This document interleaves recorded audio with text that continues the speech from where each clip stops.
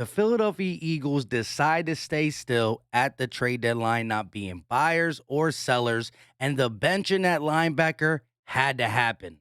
This is Philly Talk with Philly Mike. Talking sixes in the bird gang, that's our life. Competition, we ain't scared, yeah, that's what we like. Win or lose, you know we showing up and we gon' fight. You see we strive for the sky every day that go by. And every single week we screaming fly, Eagles fly. This is Philly Talk with Philly Mike, yeah. This is Philly Talk with Philly Mike, yeah. What is going on, everybody? I go by Philly Mike, and this is the Philly Talk Podcast. And today, I want to talk about what was being said at the trade deadline and the benching and the substituting of the linebacker position last week. But before we get into that, Eagle Nation, hit that like button for your boy, subscribe if you are new, and ding the notification bell so you know when we drop these videos. And I know we always drop the EAGLES Eagles, but let's try something a little different. Keep that roots going, baby! Roots go three! 1, 2, 3, roots! Gotta love it, gotta love it. So let's start with the trade deadline news. It was buzzing all morning, and that was Fletcher Cox, right? We heard calls were being received for him.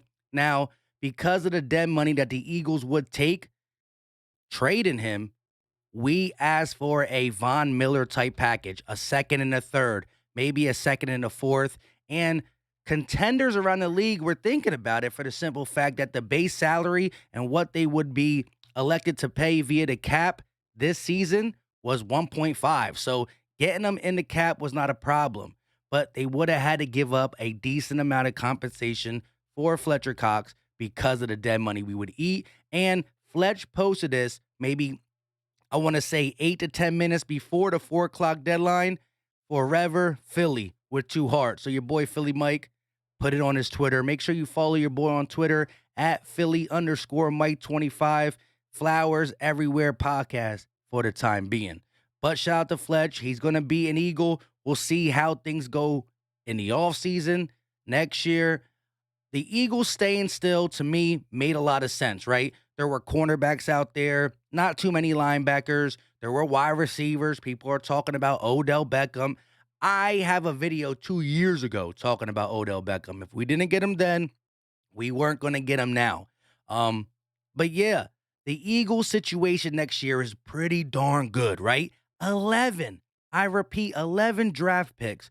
Hopefully 3 being first-round picks, right? So 11 draft picks, 3 first-round picks, and $50+ million. Now, I know we got to figure out stuff with Dallas Goedert. I know we got to shore up the holes, all the one-year contracts, the Anthony Harrises, the Steven Nelsons, the Eric Wilsons. We either got to replace them or sign them. But if we can keep the arrow pointing up and we can win some games and we can show that we are an organization that knows what's going on, even though I know it's hard with Howie Roseman, it's the black cloud just over us. I don't know how to finagle getting out of that, but as we're talking about what's happening now, I have to just kind of leave that go until he's gone. But Philly is a destination that is a big market, will have a lot of money, and who knows what happens. Who knows? We need Jalen Hurts to continue to grow. He has to play better. We need Nick Sirianni to continue to grow. Same with Jonathan Gannon. Be more smart with his game planning like they were against the Lions. And I know it was the Lions, but we need to see more growth. I'm not willing to give up on any of them. But right now, the coaching staff are first on my list, then Jalen Hurts, then some of the other things. But nothing more than Howie Roseman. I keep forgetting him, but it's hard to put him on a list because I don't believe he's expendable via Jeff Lurie. But if we had to do it, it's Howie, coaching staff, Jalen, and let's figure the rest out. But we got 11 picks, and we got a lot of money. Now, I want to talk to you about the linebacker position. Let's look at the snaps played against the Lions.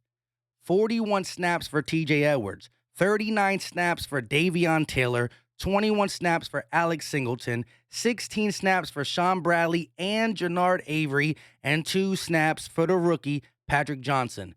Analysts, he may not be blessed with great athleticism, but TJ Edwards pretty clearly the Eagles' best linebacker, and I agree with it. He can get downhill. He's the thumper who gets downhill. He's been injured last year and the year before that, but when healthy, we always talked about him being promising. Is he good? No, the Eagles don't have good linebackers. However, he gets put in a category that he can't cover. And man-to-man, he can't cover man-to-man. But what he can do in the run game, which we saw against the Lions, we seen in short samples when he got playing time with this new coaching staff, he's our best run defender at the linebacker position. And what he can do in zone, dropping back, is underrated.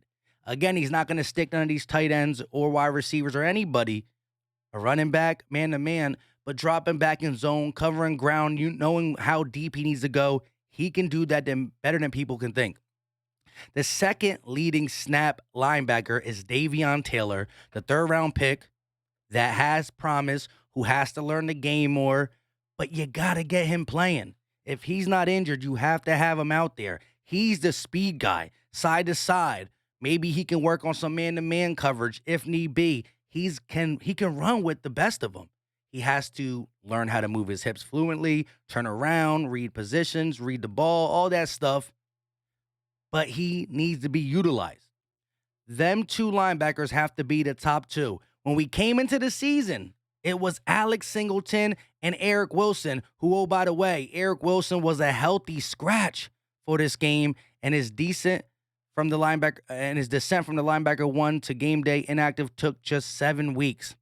So it was LB1 for Eric Wilson and Alex Singleton as LB2, and now it got to be TJ Edwards as LB1 and Davion Taylor as LB2. You can sprinkle Alex Singleton in because people get tired. You might need different packages, things of that sort.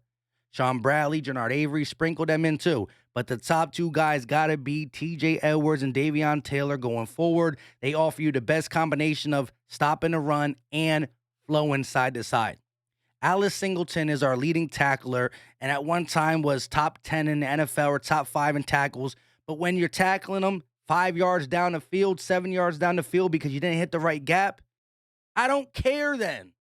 I don't care. Alex Singleton will be sprinkled in. He's a captain. But the linebacker position belongs to TJ Edwards and Davion Taylor unless injury happens. So I'm looking forward to see how that combination grows. I still believe 100% you got to get a playmaking linebacker in this draft, along with a safety or a corner. You need to really look at that defense. That's why, unless Jalen Hurts shows me he really can do it, and I've just watched some film today, right? There's a couple plays where he goes a different way, rolls out to the left, and he does miss a open Devontae Smith where he has to anticipate it. He did miss some in the Lions game, although we were able to do what we want in that game. Everybody misses plays. Jalen is missing them at a higher clip. He's also a rookie. But I think this team is more hurting on the defensive side, especially depending on what we do with bringing some of these older guys back and one-year contracts. So if we don't believe in the quarterback situation in the draft, if there's no free agents, you might have to run with Jalen one more time, really fix that defense, and then worry about getting a quarterback if that is the end-all, be-all.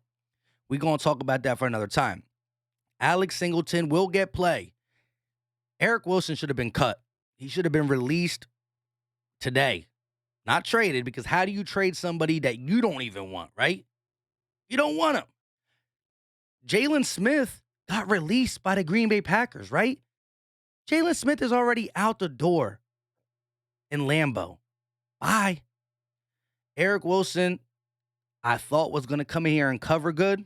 And I thought our D-line was going to be able to hide the deficiencies in his run stop. But he is god-awful. He can compete with Nathan Gary for just not being in the right place at the right time all the time. Davion Taylor, TJ Edwards are not going to change the world. And it doesn't stop us from getting a linebacker if we are picking up there and there's that playmaking linebacker, which I got to do my research on. But I do like that combination, and I want to see how they do going forward. And real quick, one more time before we get up off here, I will be live tonight at 8:30 with my guy, Lord Brunson.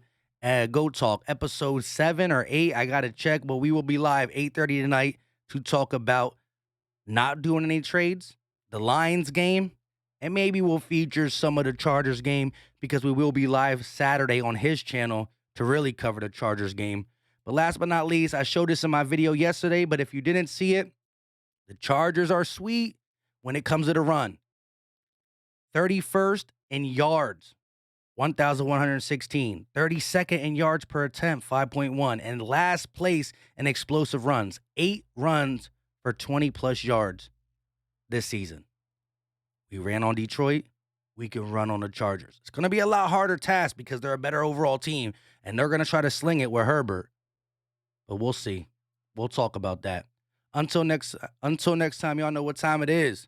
Leave all your thoughts in the comment section when it comes to the trade deadline. Was it right to stay still? Was it wrong? And how do you feel about TJ Edwards and Davion Taylor?